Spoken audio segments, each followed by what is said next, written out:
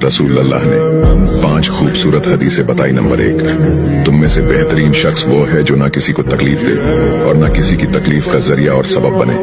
Number 2, जो शख्स दिन में 10 मरतबा सूरतुल इखलास पढ़ेगा यानी कुल हु अल्लाहु अहद, ये पूरी सूरत पढ़ेगा, अल्लाह ताला जन्नत में उसके लिए महल बना देंगे। नंबर 3, जो शख्स हर फर्ज नमाज के बाद 1 मरतबा आयतुल कुर्सी पढ़ने का मामूल बनाएगा तो उसके और जन्नत के दरमियान सिर्फ मौत का फासला होगा, यानी वो शख्स मरते ही सीधा जन्नत में जाएगा।